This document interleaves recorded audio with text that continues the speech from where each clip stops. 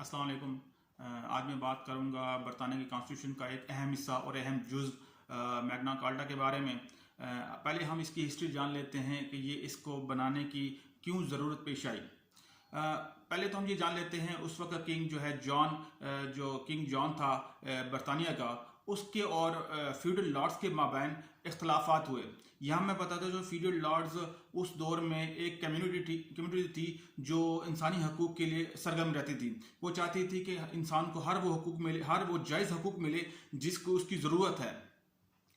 अब किंग इस तरह के इख्तियारात के से या देने से या इस तरह के मामला से अवॉइड कर रहा था और वहाँ झड़प हो गई फ्यूडल लॉर्ड्स और किंग जॉन के दरमियान। इस रस्साकशी में कशमकश में सिविल वार का ख़तरा हो गया। लॉ एंड ऑर्डर्स की सिचुएशन कायम होगी और नतीजा के तौर पर किंग को एमरजेंसी नाफिज करनी पड़ी और उस एमरजेंसी में किंग को फ्यूडल लॉर्ड्स के डिमांड्स माननी पड़ी और वो डिमांड्स एक 14 नकात मुश्तमिल एक छोटा सा स्टैट्यूट है जिस पे पूरी की पूरी बरतानिया कॉन्स्टिट्यूशन की इमारत खड़ी होती है। अब उनको फर्दर हम डिस्कस कर लेते हैं।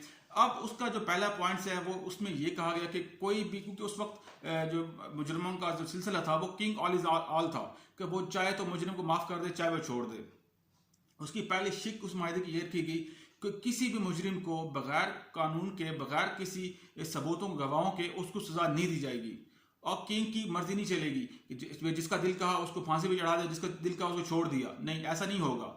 नंबर 2, उसने कहा कि तमाम इंसान उस वक्त के जो लोग थे बरतानिया में, तमाम लोगों को उनकी अपनी मर्जी के मुताबिक मजहब को अडॉप्ट करने और उस पर अमल पैरा करने की इजाज़त होगी। नंबर 3, अब उन्होंने कहा कि जितने भी जजेस होंगे जो बरतानिया के अंदर हैं या ये बरतानिया की यानी कि पार्लियामेंट की यूँ कह लें कि जो पैलेस के अंदर हैं जजेस तैनात होते हैं वो, और जो बाहर तैनात होते हैं वो, तमाम लोगों को मेरिट के बुनियाद पर और उनकी काबिलियत के बुनियाद पर मुंतखब किया जाएगा।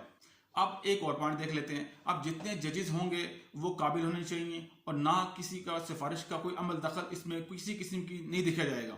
इसी तरह एक और डिमांड रखी गई फ्यूडल लॉर्ड की जानिब से कि उन्होंने कहा कि जितने भी प्रॉपर्टीज़ के मामलात हैं और जितने भी अगर कोई एक शख्स वालिद अगर मरता है तो उसके बाप बच्चों को भी उसके वालिद की में से जदाद में हिस्सा दिया जाएगा। इस कानून से पहले, मैग्ना कार्टा कानून से पहले इंग्लैंड में इस चीज़ का कोई तसव्वुर नहीं था।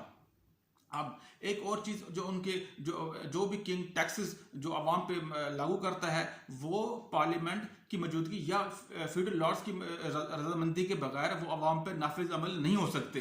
ये जी थी बड़ी अहम शिक थी जो उस वक्त किंग जॉन को माननी पड़ी, क्योंकि उसने जो जंग सिविल वॉर हुई थी ऑलमोस्ट उसने हजमियत उठाई थी फ्यूडल लॉर्ड से। हालांकि वो छोटे सा ग्रुप था जिन्होंने अपनी तौर पे कोशिश की अपने राइट्स लेने के लिए, तो उस हद तक कामयाब हो गए। इसी तरह बढ़ते आहिस्ता आहिस्ता इंग्लैंड के ये किंग्स के इख्तियारात कम होते गए और आज के दौर में सिर्फ किंग की हैसियत सिर्फ एक रबर स्टैम्प जैसी है कि बस उसने जो भी बिल आएगा उसने उसे लाजमी साइन करने हैं।